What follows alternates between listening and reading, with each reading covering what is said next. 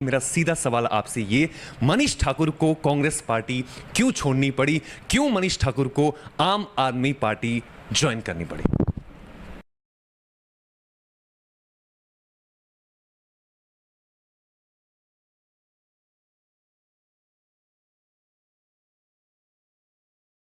आज जो पॉलिटिशियन, आज जो नेता हमारे साथ इस शो पर होंगे वो यंग है, एनर्जी से भरपूर है और ऐसा कहा जाता है, हमने ऐसा सुना है कि उनके साथ सबसे ज्यादा यूथ जुड़ा है। तो स्वागत करते हैं अपने शो पर मनीष ठाकुर जी का। बहुत बहुत स्वागत है आपका। धन्यवाद अमित जी। मनीष जी, सबसे पहले तो मैं आपसे ये पूछना चाहूंगा, सब आपके राजनीतिक करियर के बारे में जानते हैं, लेकिन कोई ये नहीं जानता कि मनीष ठाकुर हमारे हिमाचल प्रदेश के कौन से डिस्ट्रिक्ट से बिलोंग करते हैं, आपका जन्म कहां पर हुआ, आपकी पढ़ाई कहां पर हुई। As a politician Manish ji को क्या क्या चीजें पसंद है और क्या क्या चीजें ना पसंद है? सबसे पहले जानना चाहेंगे आपका जन्म कहां पर हुआ? मेरा जो जन्म स्थान है वो रोडू है और रोडू से 12 किलोमीटर आगे बुठारा गांव है, वहाँ पर मेरा जन्म हुआ है। आपकी अगर स्कूलिंग की बात करें, कॉलेज कहाँ पर हुआ? देखिए, मेरा जो कॉलेज का जो समय है वो सोलन महाविद्यालय से मेरा हुआ है, पीजी कॉलेज सोलन से, और +1 +2 भी मेरी सोलन से हुई है। और उससे पहले मेरी जो मैट्रिक है वो किन्नौर सांगला से हुई है, और मेरी स्कूलिंग शिमला से भी हुई है और रोडू से भी हुई है, और जगह जगह कई जगह मुझे पढ़ाई करने का मौका मिला, अलग अलग स्कूलों में मैंने पढ़ाई की है। मनीष ठाकुर ने ये कब सोचा कि अब तो पॉलिटिक्स की दुनिया में कदम रखना है, पॉलिटिक्स को ज्वाइन करना है, पॉलिटिक्स में ही जाना है? देखिए, जब 96-7 में मेरी सोलन बॉय स्कूल में जब एडमिशन हुई, +1 +2 में मैं गया, जब मेरी मैट्रिक हुई 95 के बाद, तो उस समय जो स्टूडेंट पॉलिटिक्स का दौर है वो काफ़ी चरम पे होता था। और स्टूडेंट पॉलिटिक्स का जो नशा है, गर्मी बहुत उफान पे रहती थी। तो उस समय सीनियर सेकेंडरी स्कूल में एसएफआई के लोग, एबीपी के लोग, एनएसयूआई के लोग, वो लोग आते थे और हम लोग को कन्विंस करते थे। और जो फैमिली बैकग्राउंड था वो कांग्रेस विचारधारा से जुड़ा हुआ था और कांग्रेस ही था। और उस समय कहा भी जाता था कि भी आम आदमी के लिए जो पार्टी बनी है वो कांग्रेस पार्टी बनी है, आम आदमी उसमें आगे बढ़ सकता है। तो उसमें सोलन महाविद्यालय में जब मैं गया तो 98 में हमारे जो सीनियर्स थे उन्होंने गाइड किया, और उनकी वजह से मैंने एनएसयूआई की सदस्यता ग्रहण की, और एनएसयूआई के अंदर काफ़ी लंबे समय तक हमने संगठन को खड़ा भी किया। और उस समय एनएसयूआई का नाम लेने वाला उस समय सोलन महाविद्यालय के अंदर कोई नहीं होता था, और एक तरफ एसएफआई और एबीपी दोनों मजबूत संगठन होते थे। लेकिन हमने काफ़ी मेहनत करने के बावजूद हमने वहाँ भारतीय राष्ट्रीय छात्र संगठन एनएसयूआई को मजबूती प्रदान की। और उस समय हालांकि जो लड़ाई झगड़े जो हिमाचल प्रदेश विश्वविद्यालय में हुए और कई छात्रों का उसमें मर्डर भी हुआ, उसके बावजूद जो इलेक्शन होते थे कॉलेज में वो बंद हुए, और इलेक्शन की बहाली के लिए भी हमने कॉलेज समय में बहुत लड़ाई ली। और उसके बाद 2000 और 2001 में इलेक्शन बहाल हुए, तो उसके बाद हम छात्र पॉलिटिक्स में सक्रिय हुए और बहुत सारे हमने संगठन को मजबूत करने के लिए बहुत सारे साथियों को खड़ा भी किया। और उस समय हम चुनाव तो नहीं जीत पाए, लेकिन हमने मेहनत किया और उसके बाद लगातार प्रदेश के अंदर एक इतिहास बनाया। सोलन महाविद्यालय बहुत बड़ा महाविद्यालय रहता है छात्र राजनीति में, क्योंकि उस समय वहाँ से एसएफआई के प्रदेश अध्यक्ष भी वहीं से होते थे, और जो एबीपी के प्रदेश अध्यक्ष होते थे वो एक प्रोफेसर होते थे नॉन यूनिवर्सिटी से। तो सोलन का एक अपना महत्व था छात्र राजनीति में। तो उस समय हम संघर्ष कर रहे थे और लगातार 3 साल हमने वहाँ एनएसयूआई को जिताया। और 23 वर्षों के बाद एक हमारे सिरमौर के साथी है विक्रम कंवर जी, 23 सालों के बाद वो अध्यक्ष बने, लेकिन उपाध्यक्ष, महासचिव और सचिव हम नहीं जीत पाए। लेकिन उसके बाद हमने लगातार 3 साल क्लीन स्वीप हमने एनएसयूआई के पैनल को जिताया, और बहुत सारे युवा साथियों को छात्र राजनीति में हम आगे लेके आए और युवा राजनीति में आगे लेके आए। ये हमारा एक संघर्ष का दौर था। अगर मैं मनीष ठाकुर की बात करूं तो आपने कहा कि कांग्रेस पार्टी शुरुआत से ही, आपका फैमिली बैकग्राउंड भी कांग्रेस पार्टी की तरफ रहा है, तो आप जो है कांग्रेस पार्टी से कौन कौन से पदों पर रहे? छात्र राजनीति से शुरू किया, कैंपस का अध्यक्ष भी रहा, जिला का सचिव महासचिव भी रहा, प्रदेश का महासचिव भी रहा, और उसके बाद युवा कांग्रेस का प्रदेश का महासचिव रहा। फिर हमारे आंतरिक चुनाव हुए, इंटरनल इलेक्शन हुए, उसमें मैं लोकसभा का अध्यक्ष बना, फिर अच्छा काम किया तो राष्ट्रीय स्तर पर सचिव बना, महासचिव बना, और बहुत सारे राज्यों का प्रभार भी मिला, और बहुत सारी चीज़ें सीखने को भी मिली, और संगठन भी मजबूत किया। मनीष ठाकुर जी, आपका कांग्रेस के साथ बहुत लंबा एक करियर रहा है, बहुत लंबा साथ रहा है। अब आपके राजनीतिक करियर पर आना चाहेंगे। कहते हैं कि सब्र का जो फ्रूट यानी फल होता है वो बड़ा मीठा होता है। आपने बहुत सब्र रखा और सब्र के साथ आप आगे बढ़ते गए। कांग्रेस पार्टी के लिए आपने पूरी मेहनत से काम किया, लेकिन एक ऐसा समय आया अभी कुछ दिन पहले कि आपको जो है कांग्रेस पार्टी छोड़नी पड़ी। मेरा सीधा सवाल आपसे ये, मनीष ठाकुर को कांग्रेस पार्टी क्यों छोड़नी पड़ी? क्यों मनीष ठाकुर को आम आदमी पार्टी ज्वाइन करनी पड़ी? देखिए, मेरा जो लगभग 25 सालों का जो संघर्ष रहा है वो बहुत लंबा और बहुत से संघर्ष के साथ ही रहे। बहुत से अच्छे नेताओं का सहयोग भी रहा, आशीर्वाद भी रहा, उनसे सीखने को भी मिला। लेकिन पिछले काफ़ी समय से संगठन के अंदर जो राजनीतिक तानाशाही और जो चापलूस टाइप के लोग हैं, जो रसूखदार घर से संबंध रखते हैं, ऐसे लोगों का बोलबाला ज़्यादा बढ़ रहा था। और जो हम संघर्ष करने वाले आम परिवार से निकले हुए जो युवा है, जिनका राजनीति में कोई गॉडफादर नहीं है, जो एक सोच के साथ और जो एक विज़न के साथ पार्टी में आते कि आम आदमी को इसमें मौका मिलता है, कहीं ना कहीं वो जो प्रदेश का नेतृत्व है और जो प्रदेश के प्रभारी है विशेष तौर पर, और लगातार हमने बात भी उठाई और आवाज़ भी उठाई कि भी ऐसे प्रभारी को है और ऐसे प्रदेश नेतृत्व को तुरंत हटा देना चाहिए जो युवा विरोधी रहा हो। तो उस वजह से एक ह्यूमिलेशन सी 2 सालों के अंदर हमारे जो दूसरे साथी थे, युवा साथी थे प्रदेश के अंदर, उनको हुई। और हम सब लोगों ने तय किया कि एक बैठक करके एक निर्णय लिया जाए, क्या किया जाए। और हमने समय समय पर मांग भी उठाई विद इन पार्टी प्लेटफॉर्म की भी, इस तरह के हाल आते हैं, आप नेतृत्व भी चेंज करें और युवाओं को आगे नहीं आने दिया जा रहा है। और सिर्फ विरासत के लोग हैं और जो कुछ रसूखदार लोग हैं उन्होंने कब्जा करके रखा है। और मेरा तो एक राजनीतिक कैरियर ऐसे रहा, जब स्टूडेंट पॉलिटिक्स में भी थे उस समय भी 14 केस NSY के अंदर रहते हुए हमने लड़ाई लड़ते हुए छात्रवृत्ति मुद्दों के लिए हमारे ऊपर हुए थे। और जब उसके बाद सरकार आई, कोर्ट में वो ख़त्म हुए। और उसके बाद जब मैं यूथ कांग्रेस का अध्यक्ष रहा तो 2.5 साल के कार्यकाल में 52 केस यूथ कांग्रेस के साथियों के ऊपर रजिस्टर हुए, और जिसमें 26 केस मेरे ऊपर अकेले अलग अलग जगहों पे है। और उसमें ये पता नहीं रहता कि कब कौन से किस कोर्ट से नॉन अवेलेबल वारंट इशू हो जाता है। तो हमने ईमानदारी से लड़ाई लड़ी है और शरीर तक हमने मतलब जिसको कहे कि ख़राब किया है। 2010 में विधानसभा का घेराव हुआ, ठाकुर कौल सिंह जी उस समय अध्यक्ष थे और मेरे ऊपर गाड़ी चढ़ी और 3 महीने में हॉस्पिटल में रहा। और ऊपर वाले का शुक्र और लोगों की दुआएं जिस वजह से मैं बच गया। आप देख रहे होंगे इधर प्लेट से और कान के पर्दे भी डैमेज हुए और पीठ के ऊपर भी कई बार हुए। और घर में माताजी बीमार रहते थे, उनके इलाज करने का समय नहीं था। संगठन के लिए हमने बहुत कुछ किया ईमानदारी से, लेकिन मिला भी है, ऐसा नहीं कि नहीं मिला। और बहुत से अच्छे भी साथी मिले हैं। और लेकिन जिस तरह की तानाशाही संगठन के अंदर हो रही है और इससे मतलब जो मनोबल है हमारा कार्यकर्ताओं का, बहुत सारे साथियों का डूबा। तो एक आप देखिए कि इंसान अगर जीवन जीता है तो लगभग कोई 60-65 वर्ष की एवरेज आयु रहती है। तो हमारा समाज के प्रति भी एक उत्तरदायित्व रहता है। ज़िंदगी भर संघर्ष कौन कर सकता है? 42 साल एज हो चुकी है, 25 साल संघर्ष किया। तो हमने ये सोचा कि भी अगर हमने लड़ाई लड़नी है, एक मकसद के लिए लड़ाई लड़नी है, समाज के प्रति भी हमारा उत्तरदायित्व है। तो एक आम आदमी पार्टी के तौर पर एक रास्ता हमें दिखा। और अरविंद केजरीवाल की जो नीतियाँ हैं, उनका जो विज़न है आम युवाओं को आगे लाने का, शिक्षा का, स्वास्थ्य का, चाहे बागवानों की नीतियां बनाने की बात हो, चाहे कर्मचारियों के लिए नीतियां बनाने की बात हो, या विकास का मॉडल हो, उसको देखते हुए तमाम, ये कोई मेरा व्यक्तिगत फैसला नहीं था, सब साथियों ने एक सामूहिक फैसला लिया। तो हमने आम आदमी पार्टी का रास्ता चुना। अगला सवाल मेरा आपसे ये है कि जब आपने कांग्रेस पार्टी छोड़नी थी, क्या ये फैसला आपने रातों रात लिया या बहुत पहले से प्लानिंग चल रही थी कि अब आपको आम आदमी पार्टी में जाना है? नहीं, जिस तरह से मैंने कहा कि हमारे सब साथियों ने बैठक की, सोलन में ये निर्धारित हुआ, प्रदेश के अलग अलग कोनों से बहुत से साथी आए थे और हम लोगों को लगा एक सामूहिक फैसला, ये मेरा व्यक्तिगत फैसला भी नहीं था और सामूहिक फैसला था और ये सबके हितों के लिए था। और इसका यही मकसद है कि भी आने वाले समय में जो प्रदेश के अंदर जो राजनीतिक पार्टियाँ हैं वो किसी युवा का राजनीतिक भविष्य खराब ना कर सकें, उनके ऊपर तानाशाही ना कर सके। उस तानाशाही पर लगाम लगाने के लिए हमने ये रास्ता चुना और आम आदमी पार्टी में हम गए। और हमारा एक ही मकसद है कि दोनों राजनीतिक पार्टियां किन्हीं भी युवाओं का भविष्य खराब ना करें और उनकी जो राजनीतिक तानाशाही है उसमें रसूखदार लोगों का जो कब्जा है, तो उसके खिलाफ हमारी लड़ाई है। और आम युवा आम आदमी पार्टी की ओर आ रहा है। आप देख रहे हैं कि डे बाई डे जो हमारा कुनबा है वो बढ़ता जा रहा है। और आने वाले समय में देखेंगे कि बहुत सारे ऐसे युवा साथी हैं, अच्छे साथी हैं, जो अरविंद केजरीवाल जी की नीतियों से प्रभावित है और आने वाले समय में वो हमारे साथ खड़े होंगे। केजरीवाल साहब की कोई एक चीज जो आपको बहुत ज्यादा पसंद है, पॉजिटिव आप उसे कह सकते हैं, वो कौन सी है? देखिए वो स्पष्टवादी आदमी हैं और सिंपल और सादगी भरा जीवन व्यतीत करना पसंद करते हैं और जो वो कहते हैं वो करते हैं। उनके ऊपर कई सवाल भी उठते हैं, लेकिन उस सवाल का वही जवाब है उनका काम, जो उनकी काम की नीति है। अगर उन्होंने कोई वादा, कोई कमिटमेंट कर दी है, करते हैं वो लोगों से, तो उसको पूरा करते हैं। और जिस तरह से जब हमने ज्वाइनिंग की और उनसे जब हमने बातचीत की और बड़ी सादगी के साथ हमारे सब युवा साथियों के साथ एक एक के साथ उन्होंने इंटरेक्शन की, और उनको सबसे बड़ी बात है मुद्दों की समझ।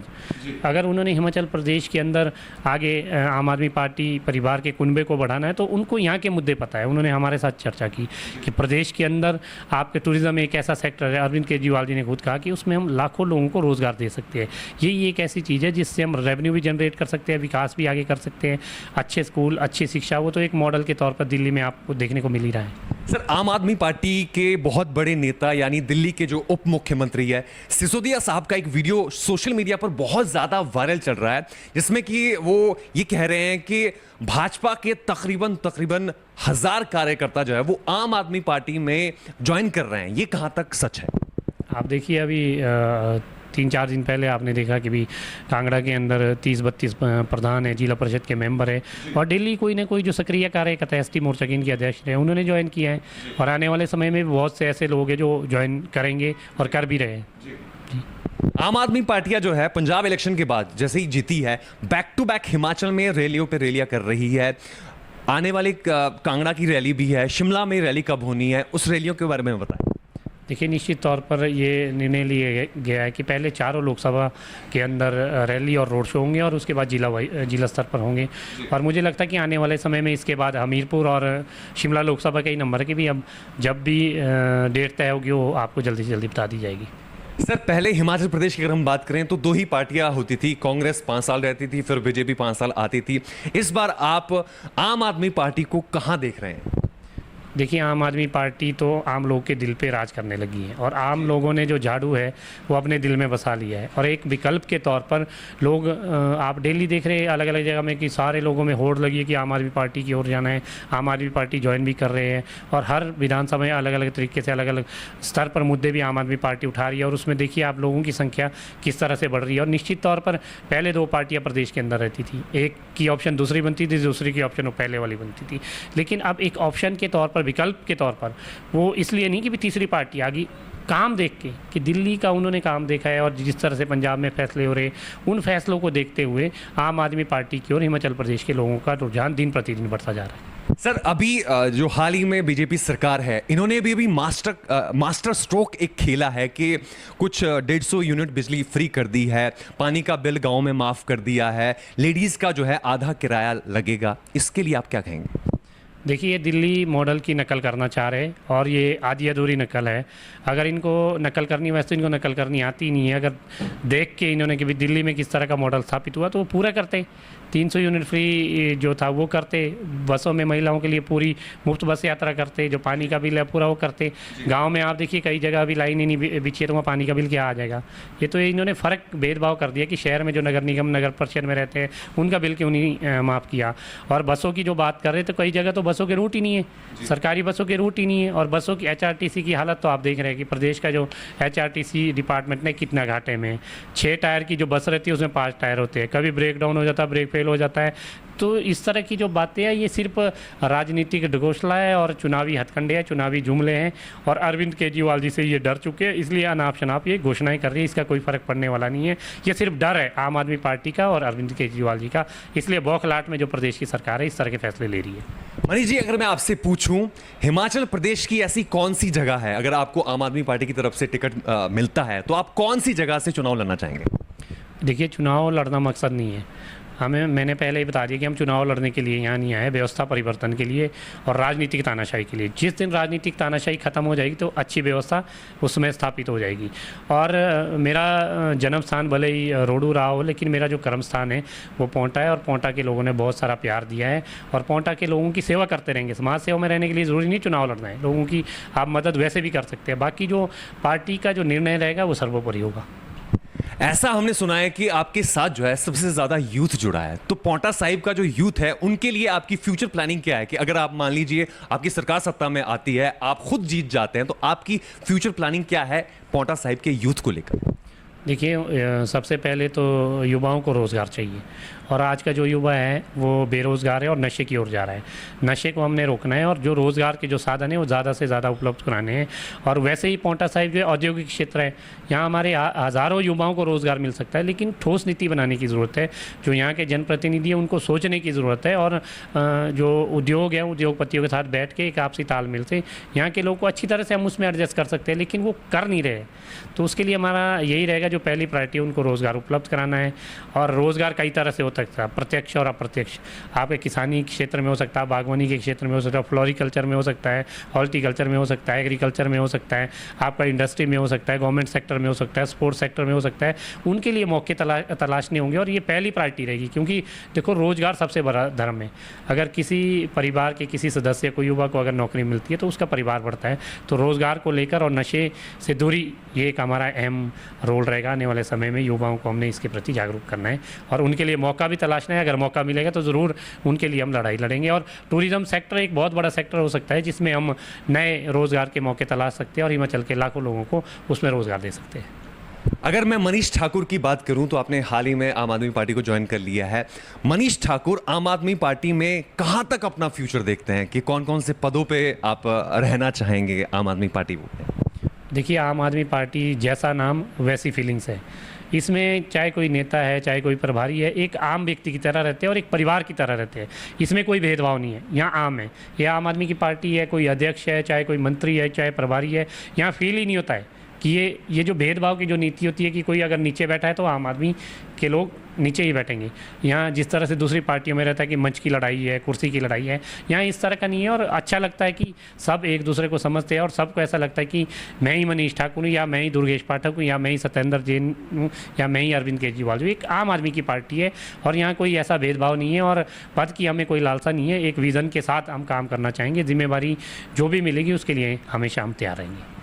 सर, एक बयान भी बहुत ज़्यादा फेमस हुआ था, वायरल हुआ था कि जब आप पंजाब में जीती थी आपकी आम आदमी पार्टी, कि आम आदमी पार्टी के जो एमएलएज हैं, जो मतलब मंत्री है, वो हिमाचल प्रदेश में हाँप जाएंगे। तो ऐसा है क्या?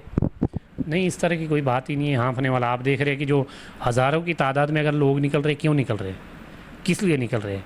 जो वो मेहनत है हमारे कार्यकर्ताओं की, मेहनत है हमारे प्रभारियों की, हमारे पदाधिकारियों की, और वो मेहनत और सोच, जो एक विज़न स्पष्ट तौर पर पंजाब के अंदर भी आया है और दिल्ली में तो 3 बार उसको प्रूव कर ही चुके हैं। उसको देखते हुए हिमाचल, आपको पता, बहुत पढ़ा लिखा राज्य है। केरल के साथ कंपटीशन रहता है साक्षरता दर में, पहले नंबर पे, दूसरे नंबर, और सब समझते हैं। और जो हर घर में आज आम आदमी पार्टी की चर्चा हो रही, क्यों हो रही है? जो नौजवान है उसको पता है, वो सोशल मीडिया के माध्यम से देखता है, गूगल पे साइट पे जाकर देखता है कि दिल्ली में स्कूलों की किस तरह की हालतें हैं, स्वास्थ्य की किस तरह की हालतें हैं और कैसा इंफ्रास्ट्रक्चर वहाँ पर डेवलप हुआ है। तो वो सारी बातें हिमाचल प्रदेश के युवाओं में, यहाँ के लोगों के जहन में है और उसी को देखते हुए निर्णय ले रहे हैं कि आने वाले समय में एक विकल्प नहीं, और उन्होंने मान लिया है और जल्दी से जल्दी लोग वेट कर रहे हैं और इतना उत्साह है कि जल्दी से जल्दी नवंबर आए और हम मौका दें और एक व्यवस्था परिवर्तन की जो ब्याह है हिमाचल प्रदेश के अंदर, उसको हम तैयार कर सके। ये हिमाचल प्रदेश के लोग चाह रहे हैं। मनीष ठाकुर, जाते जाते जितने भी आपके पांवटा साहिब के लोग हैं या हिमाचल प्रदेश के लोग हैं, उन सभी के लिए आपका एक मैसेज क्या रहेगा? मेरा यही मैसेज रहेगा कि अब बहुत हो चुका है। आप अपने आने वाले भविष्य के लिए, अपने आने वाले बच्चों के भविष्य के लिए एक ऐसा कदम सोच समझ कर ले। आपने बहुत देख लिया है, आपने बहुत देख लिया भारतीय जनता पार्टी को, बहुत देख लिया कांग्रेस पार्टी को, लेकिन आज भी जो बुनियादी सुविधाएं हैं उससे हम लोग और जो हमारे जो लोग हैं, हमारी जो जनता है, वो वंचित है। स्कूल की आप हालतें देखिए, और एजुकेशन का कमर्शियलाइजेशन हो रहा है, व्यापार बन के एजुकेशन रह गई है, जो कि एक सामाजिक कल्याण के विभाग की वो रहती है एजुकेशन की, सबको मिलनी चाहिए। और जो हेल्थ है, आपके हॉस्पिटल की हालत देखिए, डॉक्टर वहाँ नहीं है, दवाइयाँ नहीं मिलती है, तो आदमी कहाँ जाएगा? तो ये जो बुनियादी सुविधाएं, सड़कों की आप हालत देखिए, कर्मचारियों की आप हालतें देखिए। कोई आप पिछले 4.5 सालों में कर्मचारी, जो इस प्रदेश की जो सरकार की नींव की हड्डी जिसको कहा जाता है, रीढ़ की हड्डी कहा जाता है, जो नींव रहती है किसी भी सरकार की, वो स्ट्राइक कर रही है। किस लिए? ऐसा पहले तो कभी नहीं होता था। उस समय 90 के दशक में जब शांता कुमार जी थे, उन्होंने भी नो वर्क नो पे की जब नीति लाई, उसके बाद स्ट्राइक बंद थी। और इन 4.5 सालों में तो स्ट्राइक हुई, तो काम कब हुए? काम नहीं हुए। तो इसलिए मैं चाहूँगा कि एक अच्छी सरकार लाने के लिए, जिसने दिल्ली के मॉडल के रूप में लोगों ने हिमाचल प्रदेश के अंदर देख लिया है कि भी दिल्ली में किस तरह से अच्छे स्कूल है, अच्छी हेल्थ सुविधाएं हैं और अच्छा विकास वहाँ पर हो रहा है, और पंजाब में भी अच्छे फैसले हो रहे हैं, किसानों के हित में है चाहे कर्मचारियों के हित में। तो ऐसी सरकार को हिमाचल प्रदेश देखना चाहती है और हिमाचल प्रदेश के लोगों से यही उम्मीद है कि एक मौका आप सब लोगों को ज़रूर आम आदमी पार्टी को देना है, क्योंकि आप देखिए कि हिमाचल प्रदेश का जो आम जनमानस है वो कर्जे में दब रहा है, हर बच्चा कर्जे में दब रहा है। 65,000 करोड़ से ज़्यादा कर्जा हिमाचल प्रदेश के ऊपर हो गया है। क्यों? ये पैसा कहाँ गया है? ये हम और आपका जो पैसा है, ना तो अच्छे स्कूल बने, ना उसमें फैसिलिटी आई है, ना तो सड़कें बनी हैं, तो पैसा कहाँ गया है? मैं चाहूँगा कि आप एक मौका दें, जिस तरह से अरविंद केजरीवाल जी ने दिल्ली का जो बजट है वो सरप्लस है, कर्जा है नहीं है, था पहले दोनों सरकारों ने कर्जा रखा था, उसको भी ख़त्म करके सरप्लस बजट, तो वो हिमाचल प्रदेश में भी हो सकता है।